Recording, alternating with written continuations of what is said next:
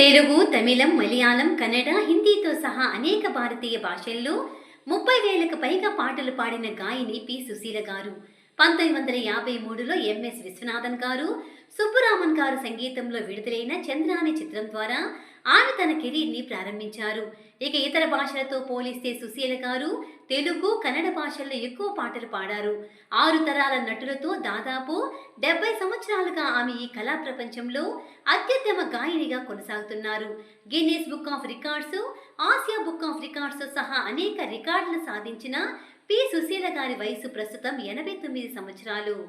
ఆంధ్రప్రదేశ్లోని విజయనగరంలో జన్మించిన సుశీల గారు గాయనిగా తన ప్రస్థానం ప్రారంభించి తెలుగుతో పాటు ఇతర భాషల్లో కూడా అద్భుతంగా పాటలు పాడారు. సుశీల గారు ఏ భాషకు చెందినవారో కూడా కనిపెట్టలేనంతగా ఇతర భాషల్లో కూడా అంతే అనర్గళంగా మాట్లాడేవారు. ఘంటసాల గారు, ఎస్పీబీ గారు లాంటి గాన గంధర్వులతో వేల పాటలు పాడిన రికార్డ్ ఆమెకే సొంతం. తెలుగు సినిమాలో దాదాపు 70 సంవత్సరాలుగా కొనసాగుతున్న గాయని పి. సుశీల గారు అనేక మంది ప్రముఖ హీరోయిన్లకు అనేక పాటలు పాడారు. అయితే ఒకే ఒక నటికి మాత్రం దాదాపు 150కి పైగా పాటలు పాడారట సుశీల గారు. ఆ నటి మరెవరో కాదు, ప్రముఖ కన్నడ నటి జయంతి గారు. సౌత్లో అన్ని భాషల్లో నటించారు జయంతి గారు. కన్నడతో పాటు తెలుగు, తమిళ భాషల్లో కూడా అనేక చిత్రాల్లో అద్భుతమైన పాత్రలు పోషించిన జయంతి గారు అద్భుతంగా ప్రశంసించబడింది.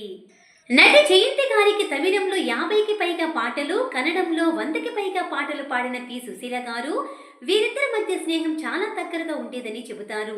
కన్నడలో అగ్రనటుడిగా పేరు తెచ్చుకున్న రాజ్కుమార్ గారితో అత్యధిక చిత్రాల్లో నటించిన ఏకైక నటి జయంతి గారని చెప్పడం గమనార్హం. 1945లో జన్మించిన జయంతి గారు 2021లో 75వ ఏట మరణించారు.